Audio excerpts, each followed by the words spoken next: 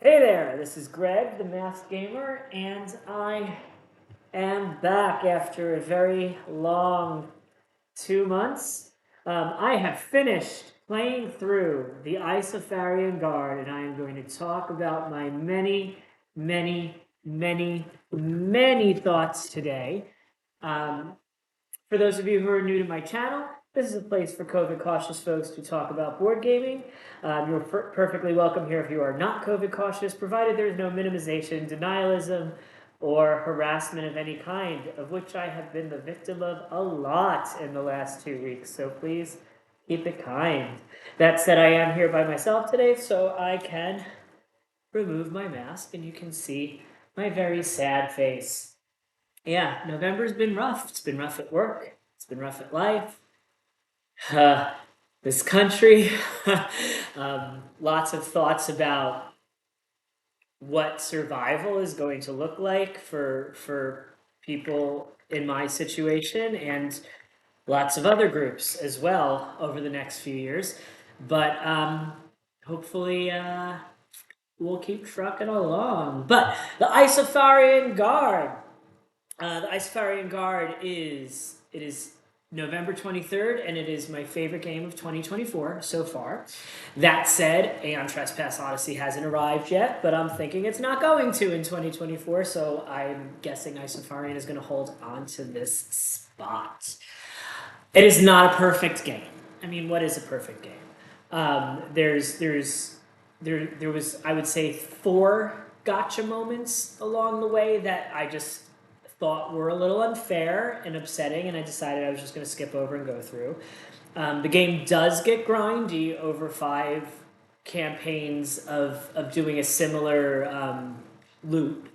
And I did get to a point where I was like, okay, I'm just going to fast forward and pretend I got the experience I needed, pretend I got the resources I needed. And to be clear, when I was skipping grinding on this game, it wasn't because I was bored. It's because I have so many other games to play, and this game I already spent way more hours on than anything else that I played. And if this happens to be the only game that I bought this year, I would have had absolutely no problem doing those fights over and over again, trying out different card combinations. The battle system in this is very simple yet complex and just keeps throwing new, oh, I can do that, oh, I can't do that at you in ways that are very clever, which is what has kept me going through it. So just to talk about those bads first before I get on to all of the goods. The chips in this game feel so nice, and the chip bags and the chip draw feels so rewarding. And you see a green chip come out, and you're like, whoo! And you see a red chip start to come out, and you're like, no! And you see a purple chip come out, and you're like, oh, am I about to get effed up? And like, it's very emotional, and I absolutely love that aspect of it. And throughout the entire first campaign, and good portions of the second through fourth campaigns, even if you get really bad luck or really bad draw, it becomes very simple to pull yourself out of that, and you feel like you have a lot of control and a lot of choice. That all said, the starts of Acts 2 through 4 are very rocky and very unforgiving, and there's quite a lot about Act 5 that is very unforgiving as well, even with maxed out equipment. So, you know, I don't know that I would fault the game for that, because your characters just get so powerful that you have to throw garbage at them in order to slow them down. But the problem is the line between slowing them down and just massacring you is very thin once you get to that point. But that said, for most of it, I just find the challenge to be like achievable yet thinky, and I really enjoyed that. And it was very funny because like after starting this, I went back to playing Arkham Horror LCG, which is one of my favorite all-time games. And every time I went to pull those little wooden tokens out of that chaos bag, I was like, I miss my Isofarian Guard chips. I wish these chaos chips in Arkham Horror were exactly like these Isofarian Guard chips. I absolutely love them. I love them so much. I've got like I've like pulled these out of the bag so much that some of them are a little like frayed around the corner, and that's nothing against their construction. It's just like that's how much they've come out of these bags, and I absolutely love it. The enemies, I like how every single mob in this, almost every single boss in this game felt completely unique. Um, Spoilers about Act 5, um, without being too spoiled, Campaign 5. I'm just going to be spoilery in here, and I'll put a spoiler alert at the beginning. In Campaign 5, you fight all of the 7 deadly sins. All of them feel spot on brand, including Sloth that I failed to defeat last night because I literally needed to go to sleep. I was so tired that fight was taking so long, and I just decided I won it. But I love anything that goes 7 deadly sins and does it well, and this does it very well. I think it does it better than that Dante's Inferno video game did, for example. Love how the 7 deadly sins worked out. However, and this ties into, well, yeah, I'll save that, however, for in a minute. I think my absolute favorite card that popped up, and I was like, what are you doing to my brain? Is there's a boss in this game that makes the 2 players exchange their chip bags with all of their contents included, which with certain guard combos and certain builds can be a really wild moment in time. Very, very clever.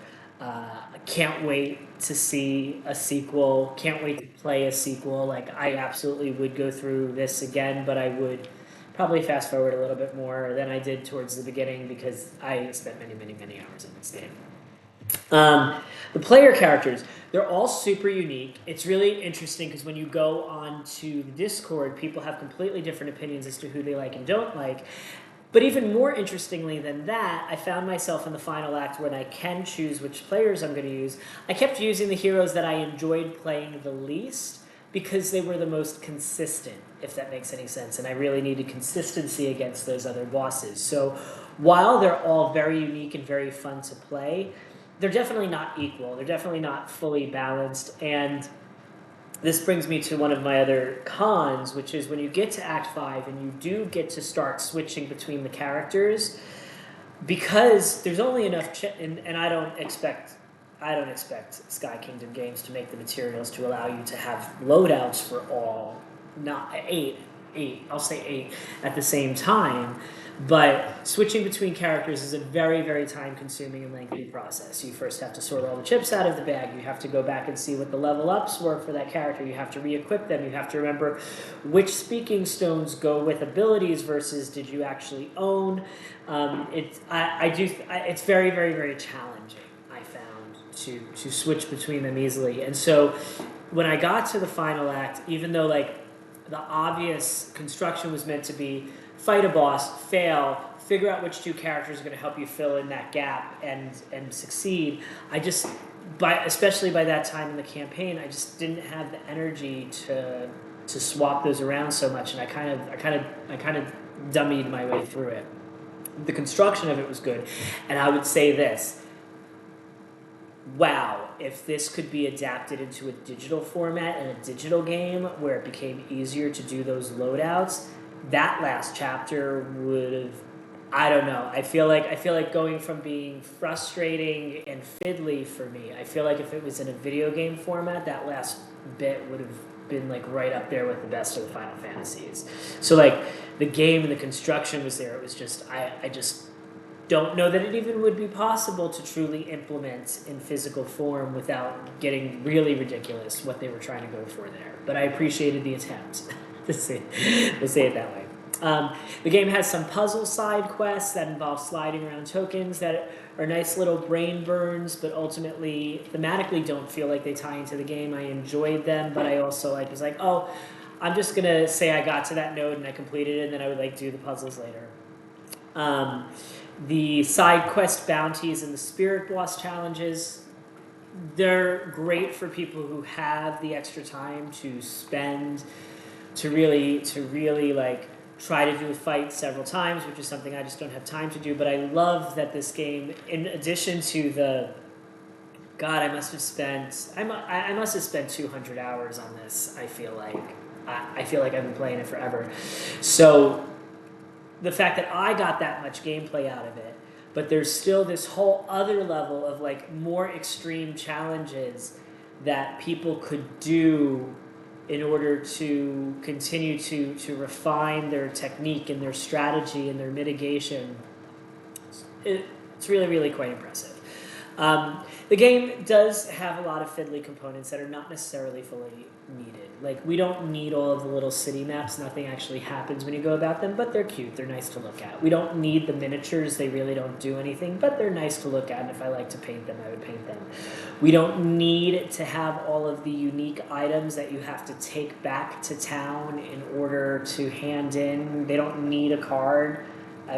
For example, like, so there's a lot of stuff that's just like unnecessary, but is very pretty. And honestly, like, if the game cost twice as much, that might annoy me because I'd feel like I didn't need all that.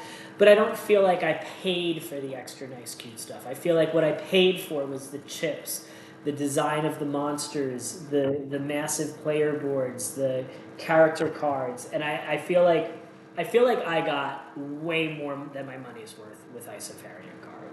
And there's very, very few games I own that I feel like I've gotten more than my money's worth of. Even like my absolute favorite games. You know, I love Primal. It cost more than my enjoyment. I liked Chronicles of Drunagor. It cost way more than my enjoyment. All of the Awakened Realms games cost more than my enjoyment. They look gorgeous, but they cost more than my enjoyment. This game, I feel like I got at a steal. I feel like I could have paid an extra $100 for this and still would have gotten my money's worth out of it. And like, that's the biggest thing, and the biggest like why I'm such a fan of this game is, I mean, I know there's going to be people that don't enjoy it, but for anyone that enjoys it, this is a game you get your money's worth with.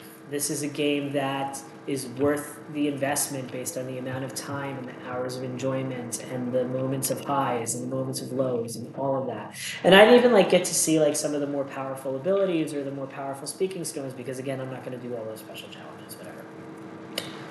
All right. This is the first game I've played all the way through with the narration app. I did almost abandon it later on because I was starting to get a little about it. The voice acting and the construction of it is really solid. The story of the game is typical. It's a typical fantasy story. The characters are very typical. They're engaging. They're well written. The stories are fine. The side quests and the side quest texts are unnecessary. I'm trying to think of how to say this. Like, it's not that I didn't like the story. I just felt like there was too many words for what the story is. Like, the story is much simpler than the amount of text would give you. But also at the same time, it's very obviously a labor of love. And I don't begrudge that at all. I probably wouldn't have even noticed it if I was skimming it instead of listening to it. But the listening to it was really helpful earlier on. I know that there were some people who have complained about it being too linear. Like, I don't know how you would do this game without it being this linear. There's just too much else going on. The linear is fine. What I would appreciate, Sky Kingdom Games, is what would be a really nice addition. I guess not addition, but a really nice add-on or side goal or what have you for this would be to do something along the line of what Oathsworn did, where Oathsworn was like, okay, if you don't want to spend a lot of time on the story or any of that stuff and you just want to get to the meat, if there was a I don't know, like a campaign quick play mode of this where it was like, okay, you get your characters, you do this fight, you unlock this ability, you do this fight, you unlock this ability, and it takes you through all of the fights and the story beats without the grinding and the leveling up. But, again, I want to say, if I had all the time in the world, I would not have minded the leveling up. It felt just like leveling up in old Dragon Quest and Final Fantasy video games, which I used to love doing as a kid. I just don't have that time or energy as an adult to do all of that anymore. It's exhausting. And, because when you were a kid, you went to school for 6 hours, you did homework, if you were smart, in like 10 minutes, and then you had plenty of time. When you're an adult, you're working 8 hours a day. Your job is tied into how much money you have. You also have to cook for yourself. You need to take care of the dogs. Like, you just don't have the energy for all of this stuff, especially especially during an ongoing pandemic where a lot of people are a lot sicker and have more cognitive issues than they realize they do. It's just hard to keep up with stuff. Okay, I said all that. I talked about components, I talked about books, I talked about monsters, I talked about maps, I talked about story. I think that means I've talked about everything that I needed to talk about for the Isofarian Guard. I'm Greg, the Masked Gaymer. The Isofarian Guard is my #1 game of the year. It's not perfect. I love it. Pick it up. Pick it up while there's copies. If you like campaign games, just get it. Just get it. Make it work for you. Go through the whole thing minute by minute if that's your jam. If that's not your jam, don't feel any shame about skipping ahead. You're still fighting the bosses. You're still doing the strategy. You gave them the money for their game, right? And ultimately, it's your house and it's your party. And just do what you want. Have fun. Games are meant to be fun. Okay, cool. Hopefully I will start doing some more videos. I actually have some new arrivals coming today, so there will probably be an unboxing tonight. I don't know that I will be filming with the same frequency that I had been in the past because again, like just the world and life is a whole mess right now. But thank you for tuning in. Don't forget to like, don't forget to subscribe, and most importantly, no, I'm not doing a strip show. I just happen to have this shirt on today, so I'm going to say, don't forget, I didn't design this shirt to keep those health bars full. Thank you, and have a great holiday season. Bye.